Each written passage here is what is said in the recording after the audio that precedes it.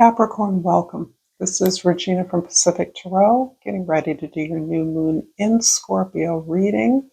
The new moon occurs on November the 1st, and I will talk a little bit more during the reading about the ruler of Scorpio, Pluto, moving into Aquarius later this month. If you're interested in a personal reading, information for that is in the description box below, where I'm featuring a half-off sale. And I've detailed the sale prices, clarified those in the description box. Holiday time is upcoming for many of you that celebrate. This may make a gift for someone. If it's something you're interested in, please take advantage of this opportunity. Overall, I am so grateful to have you here with me now, and I appreciate all the support that you give me. So Capricorn, let's get started with your overall energy. The Ace of Pentacles, this is your sign, an earth sign. You are so focused on building your stability, your security, your prosperity, your abundance. You may be engaged in a fresh new beginning with a new perspective on an opportunity to build towards material comforts. And this, in and of itself, may be a challenge for you, as it appears as though you're doing this on your own terms. You have benefited from some professional development. You may be casting your eyes towards some kind of larger social activism, some kind of professional improvement or development, some way in which you can make the world better, be of service to others, and elevate your stability and security. There's a way in which you have come into the world imagining or expecting that you were assigned a role that you had to fulfill. And because of that, you have really opened up to a greater sense of defining yourself throughout the period of Pluto's transit through Capricorn, your sign, which is coming to an end at the towards the end of this month of November. So it's important that you understand that your ability to develop yourself, to grow your talents and skills, is part of a different approach to your defining your own level of comfort and stability, your own abundance, in a way that now is appearing limitless to you, in a way that felt very routine and limited and quite deficient in the past. So this is really an exciting opportunity for you. And with Pluto moving into Aquarius, this can be really opening up opportunities for you to upgrade, update your skills, to learn new things that you never imagined you would have been so well suited for. It almost feels like your time. In the 10th house, the house of your social identity, the way others see you, the Knight of Wands. Yeah, you're really moving forward, focused on your inspiration, focused on a desire to learn and grow. You want to move forward in exploring this new terrain, this new sense of building upon your personal development and your skill development, opening up a sense of desire, claiming things that you want, no longer assuming that they're built into the project, the assignment, the role, the job that you have been given or have been in for a while. Instead, you're actually contemplating the idea that you get to explore what you want without any filter. And that is leading you on a path of self-discovery that is being seen by others as a fearless adventure, as you on a quest to grow. And this almost feels, no matter what your age, as though you're starting fresh.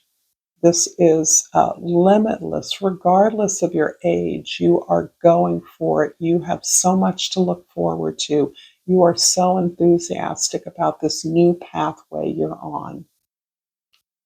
In the first house, we have the Knight of Swords, and this is more about your attitude, your perspective, your approach. The Knight of Swords is really about the realization that things are not the way you thought they were. Things, perhaps, if that's the case, were not the way you assumed they were. So we're really challenging all of our own assumptions about reality, about our place, about where we belong, and what we deserve. And on the basis of that, you're really open up to new ideas. You're exploring new ideas, new cultures, new geographies, new fields of interest, new skills and talents that you are marshaling towards the ends of this greater pathway to stability and abundance. And this is also the ability to, I'm sorry, be engaged in conversation, to open up a discourse about perhaps a new pathway, a new uh, uh, project that you are uh, moving on to. This is you joining in, engaging in the ideas, uh, new vistas, so that you are bringing this ability to facilitate conversations with others from a place of curiosity and with a truly a willingness to listen to what others have to say. There's this passion around pursuing your truth that is defining your movement now, your pathway to growth. And in the fourth house, the house of your home, your soul, your history, your family, the Eight of Pentacles. You may be working at home. You may have been working significantly at home uh, uh, towards not only the self development, but actualizing this new pathway, this new um, uh, journey towards abundance, towards comfort and stability. Your stability now is in your work ethic, in your discipline, in your willingness to show up. And these are all of the Capricorn traits that have uh, contributed to the way that you have helped others be successful in the past. You may have been successful based on your willingness to do whatever's necessary to get the job done. And the pride that you take in your work is part of what motivates you. You can't do something half-assed. It's just not who you are. And that uh, understanding that personal development is linked to your external success is what is preparing you to recognize the opportunities as they come along. So you understand that you are improving yourself in order to improve your world. In the seventh house of significant relationships, we have a third Knight. This is the Knight of Cups, which is really describing an incredibly open heart. There's a sense here that you're all about the exploration and discovery right now. You've identified the goal of abundance, of growth, of stability, of security, and you're willing to do the work to get there, but you're exploring along the way. You don't know what the end destination is going to be because you're now understanding that the possibilities are limitless.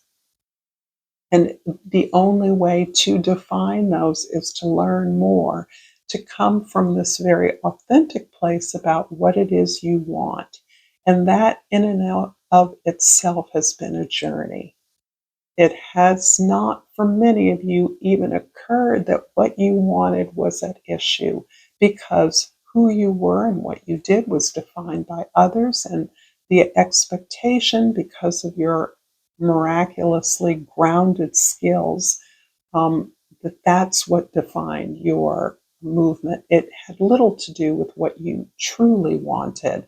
And learning to say what it is you want, to claim what it is you want without feeling foolish or embarrassed or ensuring that you would jinx it by saying so, is something you're really learning to open up about. Understanding that if you don't know what you want, then you're going to be satisfied with whatever you get. And that's no longer okay with you. But you're also aware that this is about a growth skill, that you're in this tremendous growth curve. If this reading is resonating for you, Capricorn, please like this video, share this with others, and subscribe to my channel, Pacific Tarot. And I've pulled grief. I understand that losing something is an opportunity to appreciate it. And I'd be very surprised if the Capricorns I'm speaking to have not lost something or some things very significant over the past 20 years, precisely the past 17 years or so. But this is, in many ways, the energy of Pluto that is completely tears down something that isn't working.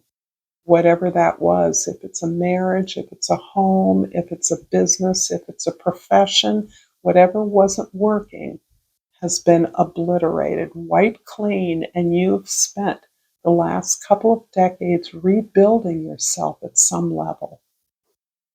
So whatever you've lost is what you now appreciate in a new way, because you've had to build it from the ground up. And this, again, comes from the sense of really having to dig down deep into your own resources and pull up that courage, that faith, that belief in order to manifest whatever it was you needed. If it was a roof over your head, if it was a way to feed your children, whatever you had to do, you have done. And in a way, you're now in a place where maybe what you have is modest, but you have a new perspective because you've groomed that Pluto muscle, that power, that inner reserve. These are the jewels, the wealth within you. This is finally something you're identifying its value, and you understand how to work towards that. So this is absolutely beautiful. I'm going to clarify the Knight of Swords in the first house with the High Priestess. The story I just told about Pluto's impact on so many Capricorns, many people all over the world, no matter what your sign. Everybody has Capricorn somewhere in their chart, or they have a 10th house. So it's not as though some people have some signs and other people don't. This is about really having learned